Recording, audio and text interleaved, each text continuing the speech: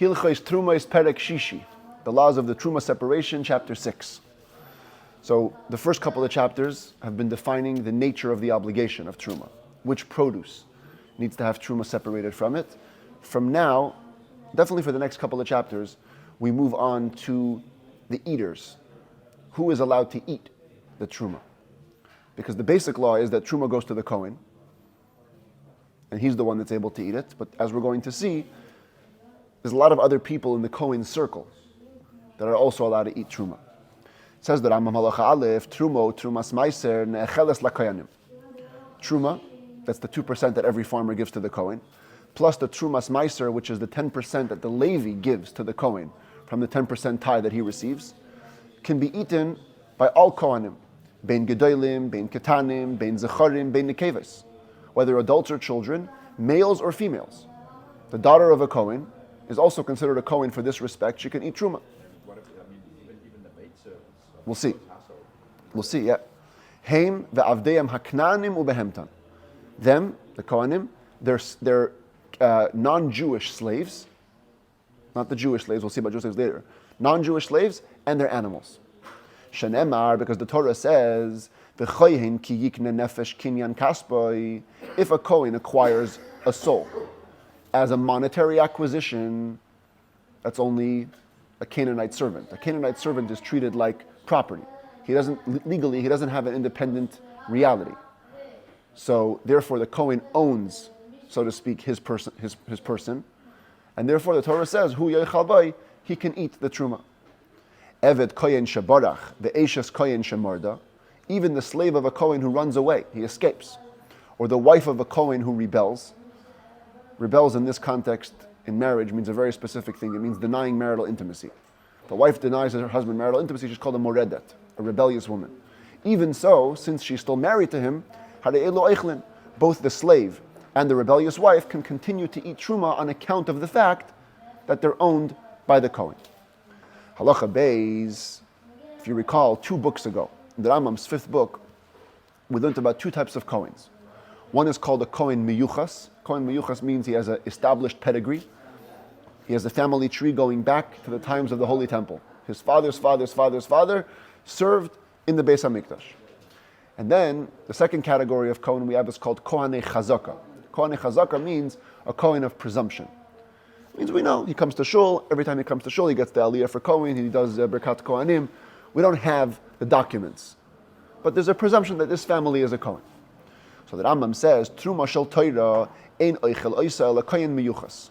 Biblical Truma, because as we saw earlier, some Truma only has to be separated rabbinically, and some biblically. Biblical Truma can only be eaten by a Kohen miyuchas, by a Kohen with established pedigree. Avol koyanei chazaka, but if you're a Kohen merely on presumption, oichlin betruma shel divrei and bilvad, they can only consume rabbinic Truma. With Truma Tahira, when you have Truma that's in a state of ritual purity, Bein Truma Gdoila, Bein Trumas Meiser, whether it's the great Truma, the 2%, or Trumas Meiser given by the Levi, Bein Shal Tahira, Bein Shal Divrei, and whether it's biblical or rabbinic, Eina Nitenes Ala L'Kohen Talmid Chacham. If you have pure Truma in your hands, you should only look to give it to a Kohen who is a Torah scholar. Because as we're going to see later, there's a prohibition to eat Truma which became ritually impure. And ignoramuses, Jews who were unfamiliar with keeping the details of Jewish law, were always considered to be ritually impure because they don't know what they touch, and they don't know which touching brings about ritual impurity. So the sages said, you know what, they're all considered to be ritually impure. So you wouldn't want to give pure Truma to a person who could so easily get ritually impure. He may not even be aware of it, end up making the Truma itself impure, and eating it, which is forbidden. However, for the very same reason, if you have Truma which already became ritually impure, you can give it to whatever Kohen you want.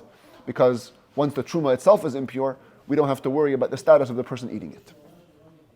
Halacha Gimel, a very special law which is going to really occupy a lot of this chapter and the coming ones.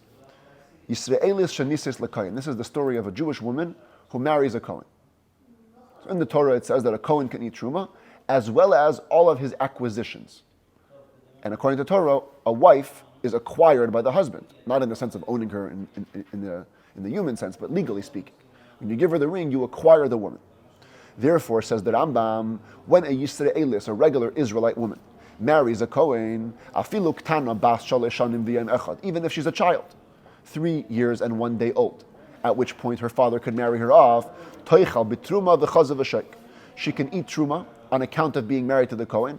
She can also eat what's called chazav v'sheik. Chazav v'sheik means the breast and the thigh. Every time a animal is slaughtered, there's certain gifts that have to be given to the Kohen. Certain parts of the meat have to go to the Kohen. And there are also certain parts of sacrifices that go to the Kohen. So that's the one this is referring to. Chazav v'sheik is referring to the sacrificial offerings that go to the Kohen. So the moment this woman marries the Kohen, she's now eligible to eat both truma and these sacrificial portions. Biblically speaking, this woman can begin to eat these foods the moment she becomes betrothed. Remember in the laws of marriage, right? There are 2 stages in marriage. Erusin, giving the ring, and Nisuin, actual marriage. Today we do it both under the chuppah. But it used to be that you'd give a ring, betroth the woman, she became yours, to the point that if she was adulterous with another man, she can get the death penalty. But you weren't yet married. They would usually wait like a long time, even a year sometimes, between Erusin and Nisuin. So technically speaking, the moment that the Kohen husband gives the woman the ring, she becomes his, and she should be able to eat truma. But the sages said, you know what? No. The sages said such a woman cannot eat truma until she actually enters the chuppah. Why? Because since there's such a long time between Erusin and Nisuin, a time when she'll still be living with her parents, who are not Kohanim, if the Kohen, her future husband, is going to give her truma, gzeira, there's a decree, shema tachil truma le'aviha u'la'acheha kishehi arusa beveis aviyah. She may feed some of that truma to her father or to her brothers who are for sure not allowed to eat the truma. They're regular Israelites, and that'll be a problem. So the sages said, you know what? A woman who marries a Kohen can only begin to eat truma when she actually marries him, actually goes into the chuppah. Dalid cheireshes v'shoita shenisis l'kayim. A deaf mute or a mentally unstable Israelite woman who marries a Kohen, eina echeles bitruma afilu hisiya aviha. She cannot eat truma. She's not considered to be a regular wife of a Kohen, even if her father married her off, in which case the marriage is binding. Gzeira, this is also a decree. Shema yisa cheresh kayin chereshes v'achilena. Because maybe not only will the woman be a deaf mute, but the Kohen husband will also be a deaf mute. In which case the marriage is only rabbinic, and she's not considered his wife with regards to truma. He might end up feeding her truma, which is forbidden. Therefore the sages say, you know what? We don't want any confusion. Whenever there's a Jewish woman, Israelite woman who is deaf mute, she can never eat truma, even on account of being married to a Kohen. Halacha hey hazar, osur lechol trumos. Zar literally means a stranger, but in this context it means anybody who's not a Kohen. A Levi, a regular Israelite. If you're not a Kohen, osur lechol trumos. It's forbidden for you to eat any of the trumas. The regular truma 2%, the trumas meiser, shenemar, because it says, here it is, v'chol zar lo yochal kodesh. Any stranger shall not eat holy foods. Holy foods in the context in the Torah portion, it's actually next week's Torah portion. Next week's Torah portion, the context is truma. So a strange person, you're not a Kohen, you cannot eat truma. Afilu hayat toishav kohen eschiroi. Even if you were a Kohen's resident worker or hired worker. We'll soon see what that means. You also cannot eat truma. Just because you're in the Kohen's household doesn't give you a right. Shenemar, the same verse says, Toishav Kohen v'sachir lo yechal kodesh. The resident worker and the hired worker of the Kohen cannot eat holy foods, truma. What is a resident worker and a hired worker? Toishav zeschir olam, sachir zeschir shanim. Toishav, resident worker, means you're literally hired forever. You have like a live-in maid kind of a thing. They literally live in your house forever. There's no contract. They're there. That's toishav. Sachir is you're only hired for a fixed amount of time. Either way, you can't eat truma. The Eved Ivri, here comes the law of the Jewish servant. Harehu k'toishav v'sachir. A Jewish servant is considered to be like a resident worker, like a hired worker. He cannot eat truma just because he's living in a Kohen's house. The kohenes eishes hazar. Another important law, once you have a kohenes means the daughter of a Kohen. If she marries a non-Kohen, harehi kazar. The same way if a regular Israelite woman marries a Kohen, she transforms into his status. She can now eat truma. If a daughter of a Kohen marries a non-Kohen, she becomes like him, and she can no longer eat truma. Shenemar, as it says, v'chol zar. Same verse, Torah uses the inclusive word. all strangers. What's all strangers? All strangers means bein hu bein ishtay, anybody attached to the stranger, both the non-Kohen himself and his wife. Halacha vav, zar sha'achal truma b'zada, and if you have a non-Kohen who ate truma purposely, bein shahayat tameh, bein shahayat tahar, whether he was ritually impure or ritually pure, bein sha'achal truma tahira, bein sha'achal tmea, whether he ate truma which was ritually pure or ritually impure, chayav misa b'dei shamayim. It's a very severe punishment. A person who eats truma, not a Kohen, is liable to death at the hands of heaven. Shanemar, the verse says, umesu vai ki yechalaluhu. They will die by it. If they eat it, they will die by it because they desecrated it. Only a Kohen can eat the truma. Plus they get lashes for eating it. In this scenario, even though technically you stole, by eating truma, you've actually stolen from the Kohen. You should have to pay money, restitution, for what you ate. Says the Rambam, you don't do that. We have a principle in halacha, a Jew never gets two punishments at once. You never get lashes and pay a fine. So here, you get only lashes. If you ate the truma inadvertently, now you do have to pay financially. We don't give you lashes because you didn't do it purposely. But you have to pay for it, plus adding a fifth. And a fifth in Torah is actually a quarter, because it's a fifth of the sum total. All right, if you ate $100 worth, you have to pay 125. This way, in total, the 25 which you added is a fifth of the total. But it's a quarter of the principle. Shanemar, as it says, V'ish ki yoichal kodesh bishgaga, v'yosav chamishisai. For whatever reason, I don't have this picture over here. When a man eats holy foods inadvertently, he needs to add a fifth, etc. Halacha Zayin. The Rambam begins by literally quoting a verse from the Torah that relates to Truma. Uvas koyin kisiya leishzar, he bisrumas hakadashim lo seichel. When the daughter of a Kohen is married, literally this means to a strange man. Usually the word zar means non-Kohen, but we're going to see it has a little bit more of a specific meaning here. When she gets married to a strange man, he bisrumas hakadashim lo seichel. No longer may she eat from that which is separated from the holy foods. Says the Rambam, the Torah here is indicating a prohibition, but it's actually a dual prohibition. Shnei inyanim nichlalu b'lav zeh. There are two ideas included in this prohibition. Number one translates the words ish zar, strange man, as a forbidden man. She'im tibayel le'asurla. If the daughter of a Kohen marries somebody whom she's forbidden to marry, v'te'aseh zayna oy chalala, thereby making her either a zayna or a chalala. These are terms, k'mesha be'arnu b'hilchos yisudei bia. These are terms that we've explained in the laws of forbidden marriages. Zayna means any woman, Jewish woman, who enters into a relationship with someone she's forbidden to marry. For example, classic would be a mamzer. You have a person born from a forbidden union, he's an illegitimate child. A mamzer is not allowed to marry anybody in the Jewish people. He gets married to this daughter of a Kohen. So this makes the bas Kohen, this makes her into a zayna. Literally, zayna means promiscuous, but it has a halachic meaning, which is married to somebody that's forbidden to marry. Or a chalala. Chalala means somebody who marries a Kohen in an improper way. Let's say she was a divorcee, this bas Kohen, and she marries a Kohen. The Kohen makes her into a chalala. Chalala is, again, a specific type of woman who's involved in a forbidden Kohen union. So the Torah here is saying, Ubas koyin kisiya leishzar, if the daughter of a Kohen marries somebody forbidden to her, which makes her into a zayna or a chalala, harehi asura lechel batruma islailam. She is now forbidden to eat truma forever. Kedin kol chalal, like any chalal. Chalal is a Kohen or a person that's born from a forbidden Kohen union. If a Kohen marries a divorcee, their child is called a chalal, and he literally loses his Kohen status. Shehachalal kazar lechol davar. A chalal is like a zar, like a non-Kohen for all matters. This woman, this daughter of a Kohen who engages in a forbidden relationship, becomes like a chalal, which forbids her completely from ever benefiting from truma, eating truma ever again. But then there's another interpretation of this verse, a more simple interpretation. The imtinase li Yisrael. The daughter of a Kohen marries a simple non-Kohen, a regular Israelite Jew. In this case, the Torah is saying, Harei asura lechel bamura min hakadashim. Here we have to take the verse literally. Trumas hakadashim does not refer to truma. Not the grain produce gift, the 2% that goes to the Kohen. Trumas HaKadashim means the portion of the sacrifices that's given to every Kohen, as we mentioned earlier in the beginning of the chapter, the Chaz of a Shaykh, which also every Kohen and his family members are entitled to. If the daughter of a Kohen marries into the family of a regular Israelite Jew, she can no longer eat those types of sacrificial meats. Shehu Chaz of a Shaykh, la'olam. She can never eat this sacrificial meat, afal pisha gersha emes, even if her marriage with the regular Jew ends, in that he divorces her or he dies.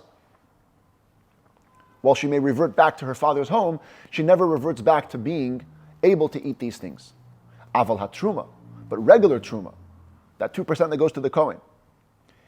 True, while she's married to the regular Israelite, she will not be able to eat truma on account of being married to him. As we said before in halacha number 5, kohenes eishes hazar harehi kazar. But oicheles achar shegersha hayisrael lemes.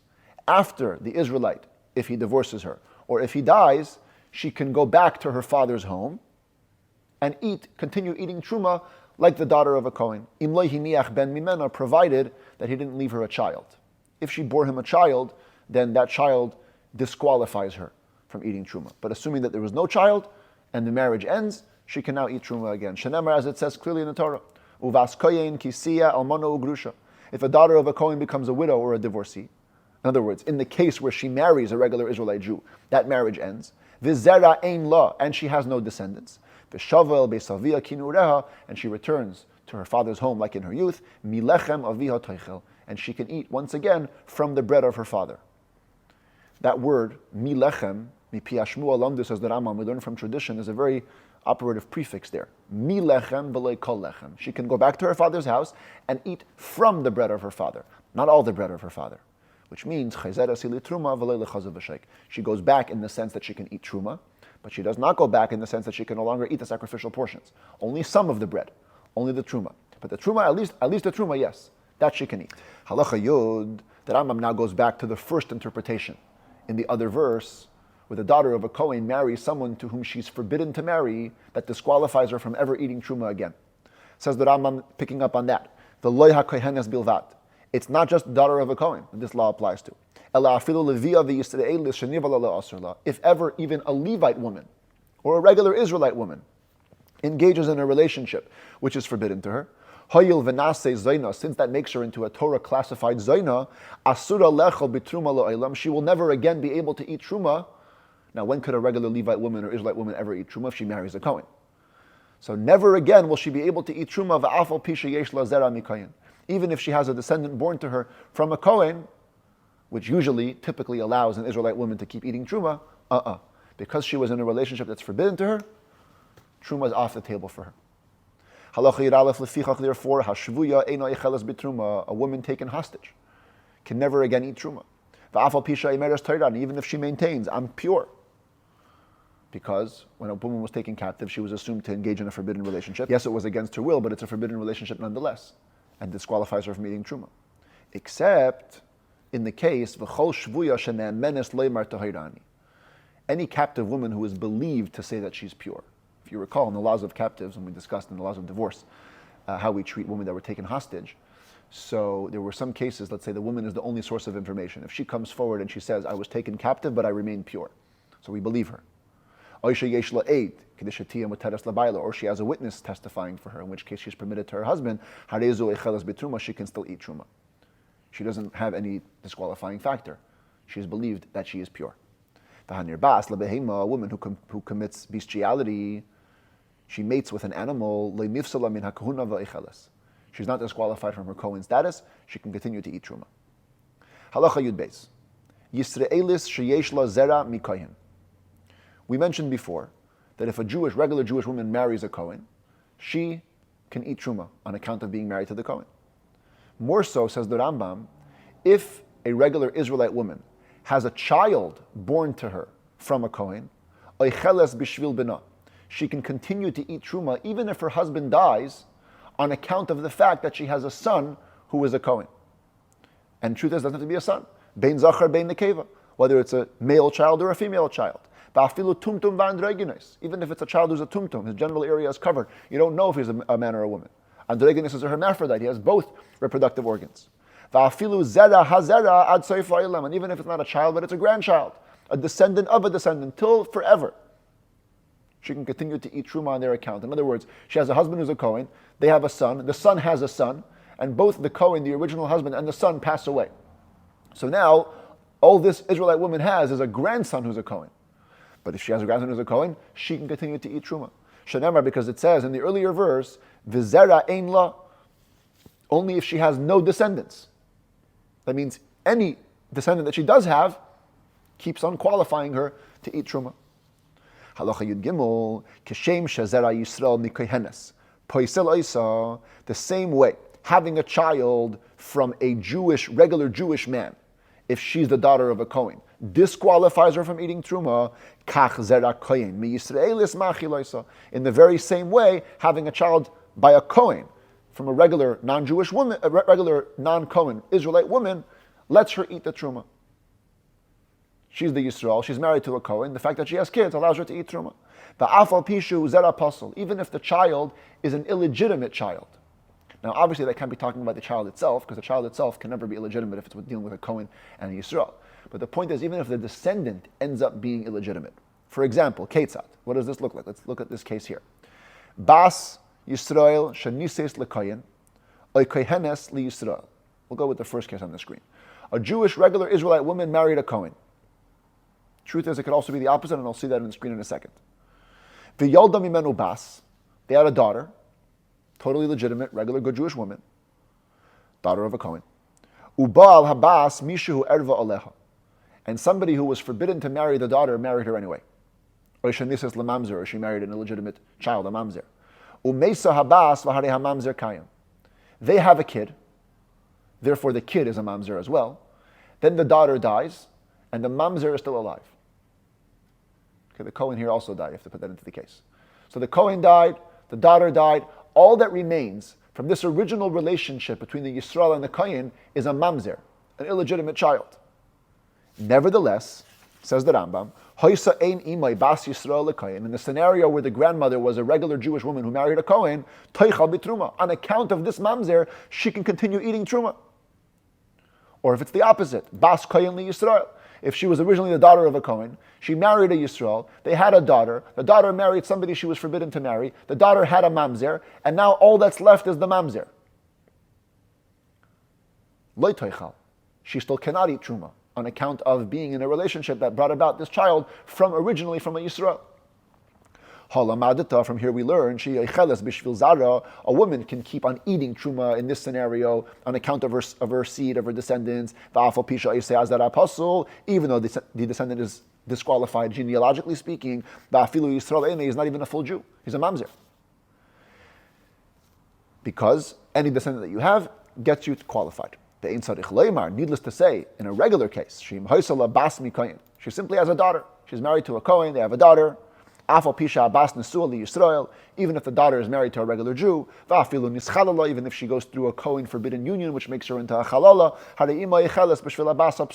the mother can continue eating truma on account of the daughter who is disqualified genealogically. Similarly, when a daughter of a Kohen can no longer eat truma on account of the fact that she has a child from a regular Israelite man, even if the descendant that she has actually turns into a Kohen, the fact that it originally comes from a Yisrael prohibits her. For example, Ketzat, Bas Kohen shenises li Yisrael, daughter of a Kohen, married to a regular Yisrael. V'yolda mimenu bas, they had a daughter. V'holcha bas v'nisis lekohen, goes the daughter, marries a Kohen. V'yolda mimenu ben, they have a kid. The kid is now a Kohen. The mother passes away, the Yisrael passes away. All that's left from this original relationship is a descendant who's actually a Kohen. This kid could be literally the high priest. He's a Kohen, and the full meaning of the word. He allows his mother, who's married to the Kohen, to eat truma. At the same time, he disqualifies the grandmother, because now there's a descendant from a Yisrael, which forbids eating truma. Even if the mother eventually dies, but the grandmother's still here, this boy, the Kohen, is disqualifying her from eating truma. Such a woman is one who says, don't be like my grandson, the high priest, who disqualifies me from eating truma. The Talmud does this sometimes. They would say these lines, like a riddle type of a line, which would refer to a specific case. So the Talmud says there was a grandmother who once said, don't be like my son, the high priest, because he disqualifies me from eating truma, which sounds really weird. How could there be a Kohen descendant who's disqualifying his grandmother from eating truma? But this is the case.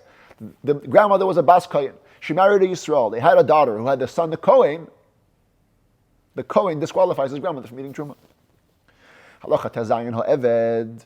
a slave, einei paisel mishum zera ve'einei machil. Doesn't count for any type of descendant. Doesn't disqualify, doesn't qualify. Ketzah, what does this mean? Kohenes shenises leYisrael. O Yisraelis shenises leKohen. You have a daughter of a Kohen marries a regular Jew, regular Jewish woman marries a Kohen. V'yoldem menu ben, they have a son. V'halach haben v'nichbash ala shivcha. Goes the son, unfortunately, marries a slave woman. V'yoldem menu eved, and they have a child who's a slave. Umeis haben v'reha eved kayan, the son dies, the slave is alive. The slave is really a grandson of the Kohen, or a grandson of the original Yisrael. Hoysa aim aviv shel eved zeh bas Yisrael leKohen. If the grandmother of this slave was a regular Jewish woman married to a Kohen, lo teichal betruma. It doesn't qualify her to eat truma, even though it's a descendant from a Kohen. Hoysa bas Kohen leYisrael teichal. The opposite scenario: if she's a daughter of a Kohen married to a Jewish woman, this is the only descendant that remains. He doesn't disqualify her from eating truma. She'ein zeh zera. This is not a descendant. Sha'avadim ein lehem yichus. Slaves, according to the Torah, don't count for pedigree. Halacha Yud Zayin bas Yisrael shenises leKohen v'meis. Jewish woman in the middle, Israelite woman. She marries a Kohen. I wrote here divorce. Let's say he dies. Okay, the Kohen dies. V'lam mimenu ben, and she has a child. This child is born from a Kohen. Because she has a child from a Kohen, she can still eat truma. V'chazra v'nises leYisrael, but then she goes and marries a regular Israelite. Once she marries a regular Israelite, even though she has a child from a Kohen, lo teichal betruma. She's now disqualified. She can no longer eat truma. Meis ha-Yisrael v'lam mimenu ben. Even if the Yisrael dies, as long as there's a child from that second marriage, lo teichal betruma mipnei benashim Yisrael. She cannot eat the truma because she has a child from the Israelite. Meis benami Yisrael. If he dies too, a lot of deaths in the family here. Oicheles bishvil beno harishai. Now she reverts back. Since she still has a son from a Kohen, she can eat truma because, or on account of, the original son from the Kohen. Halacha Yud Ches. Similar scenario, just the opposite. The woman is the opposite status. Bas Kohen. Shenises leYisrael. You have the daughter of a Kohen. She marries an Israelite. Okay, the numbers are backwards here. First she marries the Israelite. The Yesh la mimenu ben. They have a child. The child from the Yisrael disqualifies her from Truma. The Chazra v'nises leKohen. But then she marries a Kohen. Now she's married to a Kohen. Who cares about her previous marriage? Right now she's the wife of a Kohen. Teichal b'truma, she can eat Truma. Meis v'la mimenu ben. If the Kohen dies but she has a son from the Kohen, Teichal betruma, she can continue eating truma because she has a son from a Kohen. Meis benami Kohen, if that son from the Kohen dies, asura lechal mipnei benashim Yisrael, she goes back and we only consider the son from the Israelite, and therefore she's forbidden to eat truma. Meis benashim Yisrael, if that son dies too, so she married two husbands, two kids, and they all died, chayzeres levesavia kin ureha, since she's a daughter of a Kohen, she goes back to her father's house as she used to be in her youth, and she can now eat truma again, not the sacrificial portions like we said before, but at least truma she can keep eating. Yotes, bas Yisrael, shenises leYisrael, tchila, the yesh la mimenu ben. Going back to this scenario, let's say she would have married the Yisrael first. Jewish girl marries the Yisrael first, they have a kid. The chazra v'nises leKohen, and second step is she married the Kohen. Now she can eat truma. Whatever marriage comes second, that's what we reckon with. Meis v'lam mimenu ben. If he dies, and there's also a child from the Kohen's marriage, and she can keep eating truma on account of this later son. Because this son of the Kohen can allow her to eat truma the same way her father, the Kohen, allowed her to eat truma.